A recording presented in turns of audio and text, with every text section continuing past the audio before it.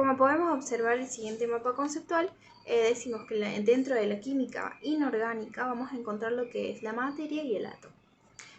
Dentro de la materia se van a presentar los estados de agregación, que son los que comúnmente conocemos como sólido, líquido y gaseoso, donde estos van a ocasionar lo que son los cambios de estado. Vamos a tener las propiedades, tanto intensivas como extensivas. Por ejemplo, las propiedades extensivas van a ser la masa, el volumen, el peso, la longitud, la porosidad, etc. Y las intensivas van a ser, por ejemplo, la densidad, la dureza, la solubilidad, la viscosidad, el punto de fusión, el punto de ebullición que va a tener cada sustancia. Dentro de las intensivas también vamos a tener las físicas y las químicas. Luego vamos a tener lo que son los sistemas materiales. Los sistemas materiales se van a dividir en dos, donde vamos a tener los heterogéneos, por ejemplo, agua, arena y corchos, y los sistemas homogéneos, por ejemplo, agua tibia y azúcar. Dentro de estos homogéneos vamos a contener lo que son las sustancias simples, puras y compuestas. Ahora vamos a hablar un poco de lo que es el átomo. Bueno, como sabemos, el átomo va a estar formado o constituido por dos partes, donde vamos a tener el núcleo, donde van a estar los protones y los neutrones, y la corteza, donde se van a encontrar los electrones de carga negativa. Los modelos atómicos. Bueno, decimos que el primer modelo atómico surgió o fue creado por el investigador griego Demócrito, quien se encargó de desarrollar la teoría atómica del universo, en la que se afirmó que los átomos eran eternos, indivisibles e inmutables, ya que no duraban para siempre, no cambiaban y no podían dividirse en partículas más pequeñas.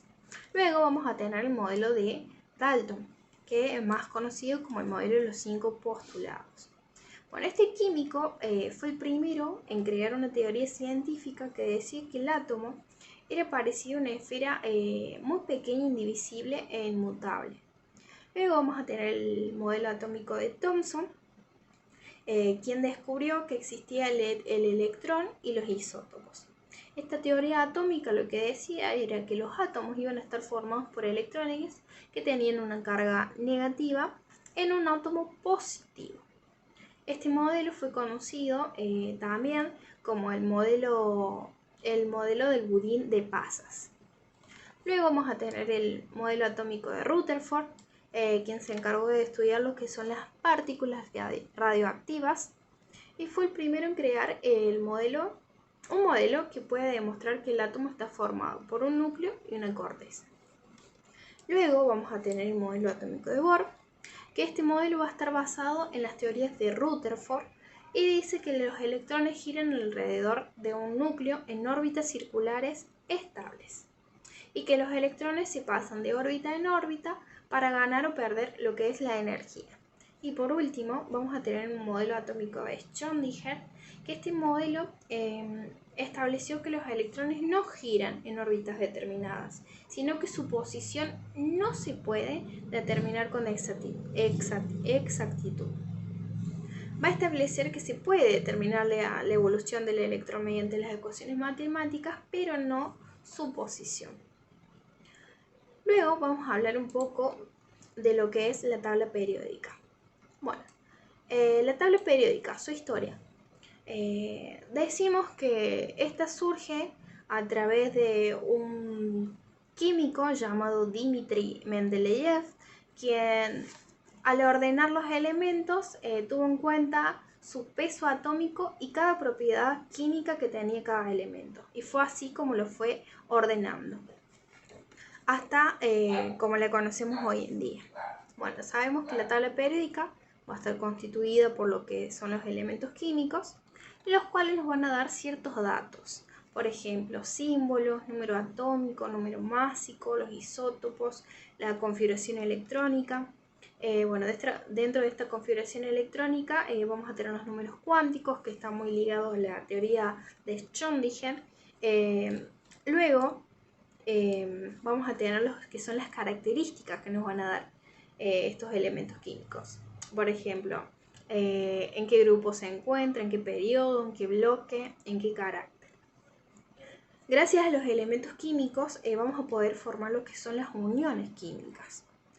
Dentro de las uniones químicas, nosotros sabemos que cada elemento debe cumplir con lo que es la regla del octeto. La regla del octeto es que cada átomo debe ganar o perder electrones para completar su último nivel con 8 electrones, para formar lo que denominamos regla del octeto. Deben poseer símbolos de Lewis, un enlace átomo-átomo, ya sea iónico, covalente o metálico. Bueno, estas uniones químicas van a formar lo que son también las ecuaciones químicas. Estas ecuaciones químicas van a tener un lenguaje químico y una nomenclatura. En la nomenclatura vamos a tener la tradicional, la de Stock y la sistemática. Y en el lenguaje químico es el nombre que va a recibir cada compuesto que formemos. Por ejemplo, si son óxidos, tanto básicos como ácidos, hidruros metálicos y no metálicos, hidróxidos, oxácidos, sales, tanto ácidas, mixtas y neutras. Lo que son las ecuaciones químicas y los sistemas materiales, gracias a las diferentes sustancias que vamos a encontrar, se van a relacionar mucho con lo que es la estequiometría, la cual nos va a dar a conocer la cantidad de masa que nos da en gramos, los moles, moléculas, tanto reactivo limitante o en exceso que se encuentra en una sustancia, el volumen en litros y los átomos. Ahora bien, como modo de ejemplo, como pueden observar en la pantalla, he tomado un compuesto, en este caso el dióxido de carbono, para ir relacionando lo que hemos visto en el mapa conceptual con lo que es un compuesto. Bueno, en su nombre nomás dióxido de carbono sabemos que estamos hablando de una nomenclatura sistemática. Esta nomenclatura nosotros vamos a poder identificarla por lo que vemos. En este caso estamos viendo que el dióxido de carbono va a poseer 2 átomos de oxígeno y un átomo de carbono. Entonces por eso su nombre dióxido, 2 átomos de oxígeno y el carbono. También, como podemos observar, vamos a tener la estructura de Lewis, donde vamos a ver que cada átomo, tanto el oxígeno como el carbono, van a estar cumpliendo lo que es la regla del octeto. ¿Qué quiere decir esto? Que poseen 8 electrones en sus órbitas. También a estos elementos, tanto el carbono como el oxígeno, los podemos encontrar en la tabla periódica. Al carbono, tanto el carbono como el oxígeno en un periodo 2, al carbono en el grupo 4 y al oxígeno en un grupo 6. El carbono va a tener un número atómico de 6 y una masa atómica de 12, y el oxígeno va a tener un número atómico de 8 y una masa atómica de 16.